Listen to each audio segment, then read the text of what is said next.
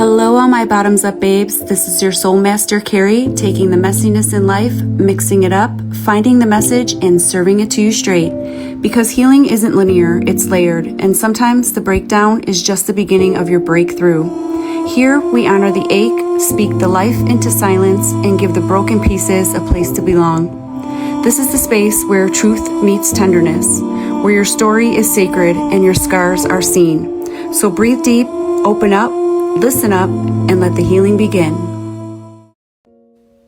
Have you ever had a time where you got in your head and you just started thinking all this like crazy, bizarre stuff? Like it started out as just a thought, and then the next thing you know, you're like thinking craziness. Like, for instance, when I leave my phone at home, I'm like, oh my God, I left my phone at home. And then I start thinking the house is going to burn down. And then the fire department's not going to be able to catch me and contact me. And then my kids are going to go home. And the whole entire block is going to like just blow up in pieces, all because I left my phone at home. So you know what I'm talking about, right? Okay. So what if the story of David and Goliath is actually not about a monster, but about your mental aspect and the monster that you create from the fear that you cause and the destruction that you allow yourself to believe? What if Goliath isn't just some monster? He is the fear that you inherited, the fear that is told to you that you're not good enough, the voices that basically say that you are less than when really you're more than. And you see, David didn't feel that he was good enough, and he ended up hitting Goliath in the head. And maybe that was it. The mental aspect was what he needed to realize. You know, David was basically told that, you know, he wasn't ready, and that's what he thought. That's what he believed. And the Lord said, no, I want him to be the one that fights the monster. And that is exactly what he did. He finally realized that the delusion that was told of him was not the illusion that he needed to believe. So now, instead of this 2-foot problem, we now have this 9-foot monster, just like Goliath. And I know I'm in the dating world. A lot of you are only 5'7", and I'm 5'9". So, you know, I know that there's, 9 feet is probably a lot for some of you.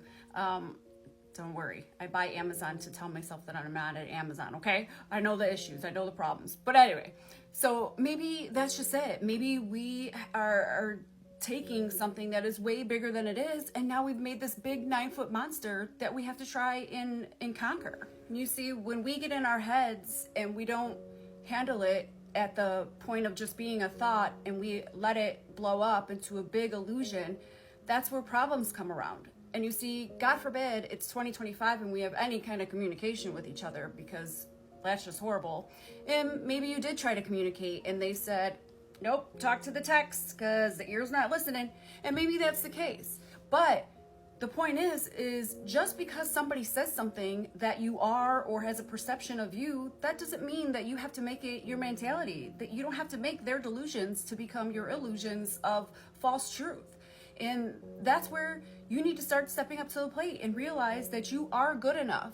Because if you don't, that is where people start to they start to abuse, they start to go into using substance abuse, they turn to a bottle, they turn to a drug. And maybe right now it's just a little bit to take the edge off, or a little bit to not have to deal with whatever the situation is. But then those become monsters, and then they create chaos and confusion. And you see, in your mind, you think that you're winning because you're just not facing the situation, and now it's blown up into something huge. But really, our actions are what give the devil authority over us and tells them that they're winning. Because when they see that we're broken down and we're utilizing substances, or we're, believing the lies, or we're, allowing them to like control us and manipulate us, then we are allowing them to win. And once things become out of control, it's hard to turn back. It's hard to get from the beginning, when it was just a minor situation, when now it's exploded into something huge. You see, the devil is a demon of destruction, dysfunction, delusions, to give you false reality to your destination. And the Lord is saying, no, listen, these are lies. The lies need to be the love that I have for you. And you need to listen, because I am the light, and I'm trying to show you the life that you are supposed to have. So if you are listening to this right now and you are in the darkness and you are literally going to destruction and you are finding false hope and false reality to who you are, listen, I have love for you, and I am telling you right now, like, please stop surrendering and bowing to the devil that is destroying your life, and know that you are so loved. And you have to see it though. I already have the knowledge, and that's what you need. You need the knowledge of knowing what is inside of you and the love that sits inside of you. I already have it. I can see it. I'm telling you. And now it's up to you to find it and know it. Get the knowledge and get the wisdom, because there is so much more to life than what you are in right now. And that is why there's the struggle, because the Lord is trying to remove you from struggle and taking you into his saving, and to be the savior from the destruction and the dysfunction that you are associating with and thinking that that's what you're worth. And you are worth so much more. But you need to see it. You need to be the one who takes your free will and saves yourself. It's time.